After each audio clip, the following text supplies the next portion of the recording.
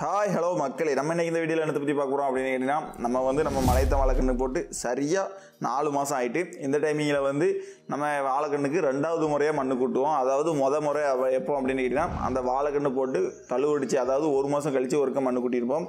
இந்த மண்ணு கூட்டுறது எதுக்காக அப்படின்னு கேட்டிங்கன்னா, அந்த வேர் நல்லா அடித்து போகிறதுக்காகவும், அதுபோக அந்த தடவை மண்ணு கூட்டுறதுல அந்த கன்று புதுசாக மேலே தழுவடிச்சு வர்றதுனால அதுக்கு மேலே அந்த சைடு அந்த அண்டியும் அந்த தண்டும் ஜாயிண்ட் ஆகிற இடத்துல லைட்டாக ஏற்பட்டாலோ எதுவும் பட்டுச்சுன்னா அந்த அண்டி அழுகுறதுக்கு அதிக வாய்ப்பு இருக்குது.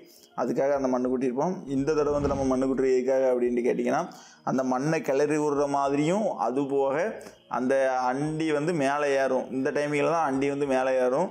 இதை நம்ம மண்ணு கூட்டும்போது ரொம்ப மேடாக மண்ணு கூட்டாமல் கொஞ்சம் ஒரு 3 இன்ச்சு இல்லை 4 இன்ச்சு அளவுக்கு நம்ம மண்ணு கூட்டினோம் அப்படின்ட்டு கேட்டிங்கன்னா, அந்த அண்டி தந்தரையிலே இருக்கும், ரொம்ப மேலே ஏறாது.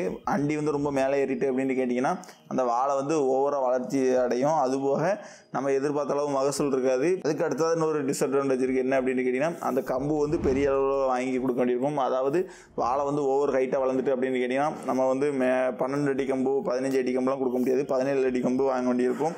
இது எல்லாமே புது இன்வெஸ்ட்மெண்ட்டாகவே இருக்கும். அதே இது நம்ம இந்த 3 இன்ச்சு 4 இன்ச்சு அளவுக்கு நம்ம மண்ணு கூட்டணும் அப்படின்னு கேட்டிங்கன்னா, அந்த அண்டி தண்டறையிலே இருக்கும். அதுபோக தரையிலேருந்து அதுக்கு கிடைக்கக்கூடிய சத்துக்களெல்லாம் எடுத்துக்கிட்டு அது நம்ம எதிர்பார்த்த மகசூல் தரும். அதுபோக இந்த வாழைக்கன்று அப்படிங்கிறது 3.5 மாதத்துலேருந்து அந்த 4 மாதம் டைமிங்கில் அது சின்ன கண்ணாக இருந்து பெரிய கண்ணாக ஆகும்போது அதில் உள்ள அந்த இலையெல்லாம் சரிக்கும், மடல் சரிக்கும்.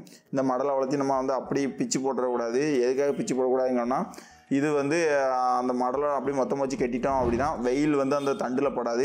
இல்லை நம்ம அதை கட்டாமல் வெட்டி விட்டோம் அப்படின்னு கேட்டிங்கன்னா, வெயில் அந்த தண்டில் பட்டு அந்த தண்டு வாடலாகி நம்ம எதிர்பார்த்த மகசூல் கிடைக்காது. அதுபோக வாழையோட வளர்ச்சியும் இருக்காது. இதுக்காக தான் அந்த வாழையில் இருக்கக்கூடிய அந்த மடலை வளர்ச்சி நம்ம எடுத்து கட்டிட்டு அந்த மண்ணு கூட்டணும். இந்த மண்ணு கூட்டுறது நம்ம எவ்வளோக்குள்ள அகலமாக கூட்டுறோமோ அவ்வளோக்குள்ள அந்த வாழை நல்ல வளர்ச்சி அடைஞ்சு வேர் அடிக்கிறதுக்கு ஈஸியாக இருக்கும். அதுபோக நம்ம உரக்கிடங்கும் அந்த மண்ணு கூட்டுறதுல தான் வச்சுருப்போம். அகலமாக எவ்வளோ அகலமானாலும் மண்ணு கூட்டலாம், ஆனால் மேடாக மட்டும் மண்ணு கூட்டிடக்கூடாது. விவசாயம் பழகு, விவசாயம் என்றும் சொல்லிக்கட்டும். சரி பெட்டரும் போய் மறக்காம நம்ம சேனலை சப்ஸ்கிரைப் பண்ணிட்டு பாருங்க.